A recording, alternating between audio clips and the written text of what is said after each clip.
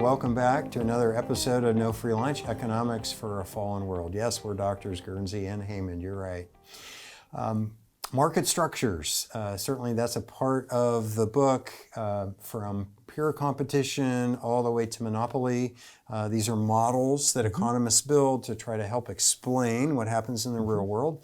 So I think in this clip, we want to talk about monopoly and monopoly power. But what is a monopoly firm? How would you define it from an economic perspective? The common way to think about monopoly is, and many of you would be familiar when you play that nasty board game when you land on the hotel, and if you're unfortunately to hit on it and it's loaded with hotels, you're probably going to go bankrupt. So we learn early on that monopoly is bad because you land on that spot, you have to pay that price. You have no other choice, and that's kind of what we have in the idea of monopoly. Is there's one provider of a good, and you have no option. You're at their mercy to a large degree. Now, in economics, we know that's not really true. There are always substitutes. So that's less of a thing. And truly, the things that there are no substitutes, those tend to be not economic goods. Like we have to breathe air. There's no substitute for air, but that's not an economic good normally. So we start thinking about substitutes, and that would mitigate some of it. But nevertheless, the usual definition is one provider of a good.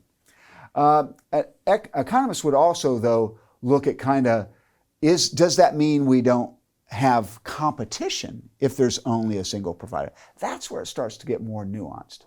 So, and in fact, before I get to that, I probably should say, we normally think of the monopoly in a very negative sense. We think that leads to possible exploitation. That's the general reason why when we start thinking about economic policy, we want to restrict monopoly.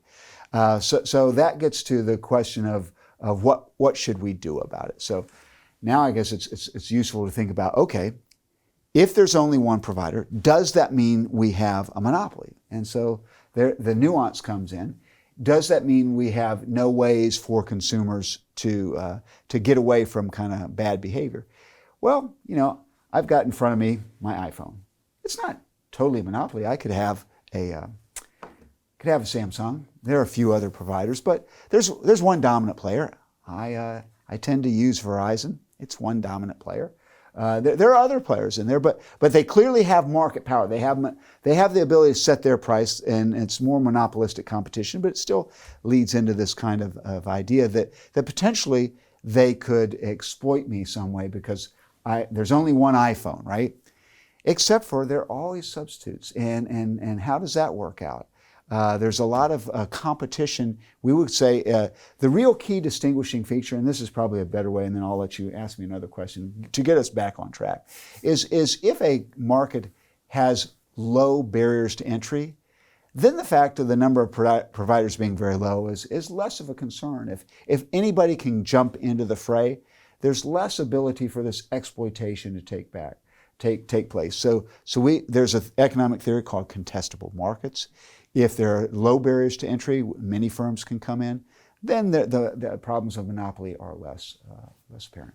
So I don't know if this is a helpful example or not. As we're recording this, the federal government has just instituted some legal proceedings against Google, antitrust proceedings, and suggested that Google is dominant in the internet search space and so forth.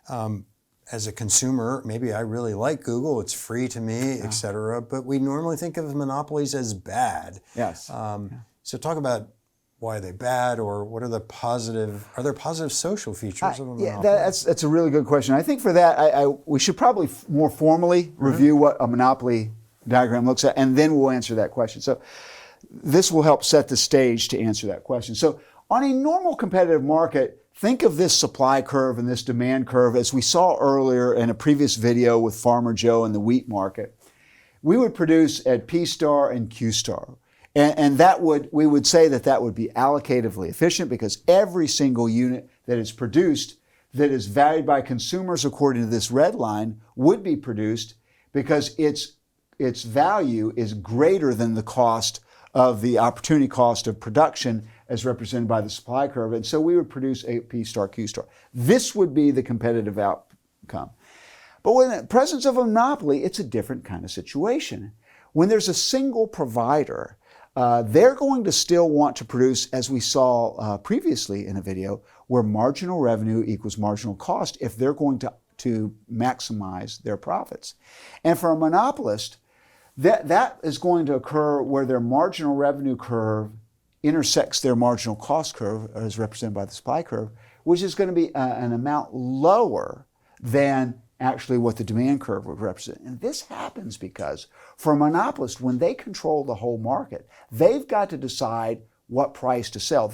We also call them a price searcher. And as they search for that price, for them to lower the price, which would lead to this competitive result, they will have to lower the price not only for this last little Qth star, if that's the right way to say it, they have to lower the price on all the preceding consumption.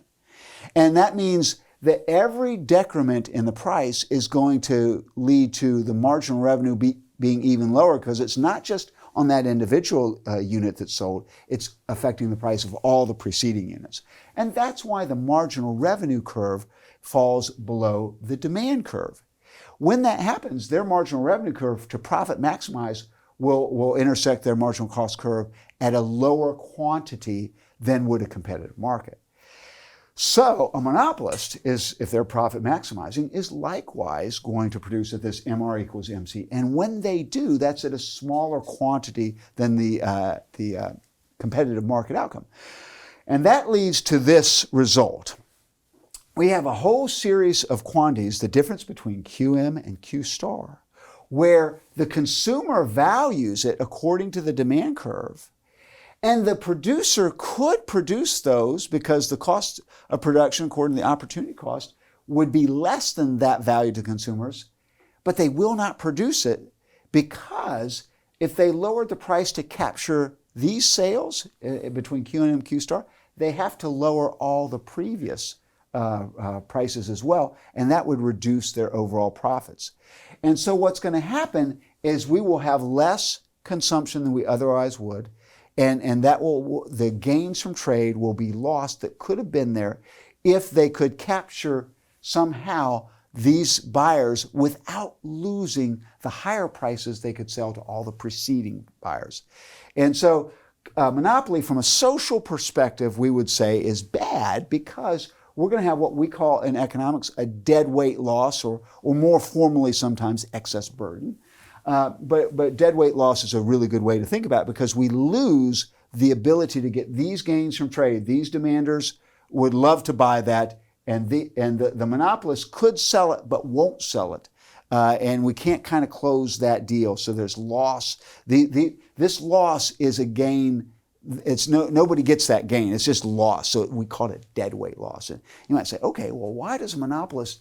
They're losing some of their producer surplus. Remember that concept we talked about earlier, the area below the price, equilibrium price, but above the supply curve. Yes, they lose this little shaded area of their producer surplus, but they're able to gain this much larger yellow rectangle, which was formerly part of the consumer surplus. And so we don't like monopoly for two reasons.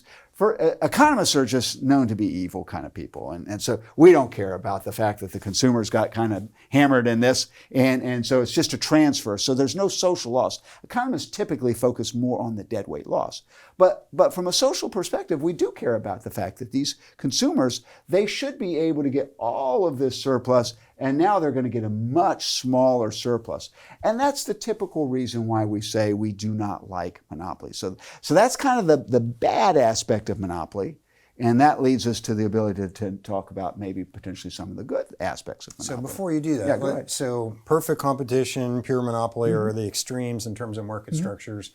Would it be true that consumers would rather face a market that's more akin to perfectly competitive, whereas firms would rather sell into a market where they are searching for a price or more monopolistic in terms of nature? Would you agree with that? Or? I think it's very nuanced, and I'm not sure I could say, because I want to go back to your Google example. Yeah, but I'm probably going to twist it, because I mentioned earlier my iPhone, it has a Verizon service.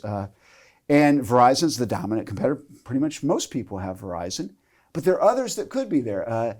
And part of this is, as you mentioned, Google. They're now trying to say, hey, Google's got too big a share. Well, they use fairly archaic, measurements of what is too much, and as if the government knows what's the right answer. And there are these rules that they have in place, which I'll spare us for this lecture. It's not really important, but suffice it to say that if the number of competitors have a certain percentage of the market, then they think they got to break it up. But we had a situation a few years ago where clearly Verizon is far and away the dominant provider. And if you could make somebody else a little bit better, then they might be. We might get some benefits. But the Department of Justice in the United States says we will not allow T-Mobile and Sprint to get together. That would have been a much stronger competitor to Verizon.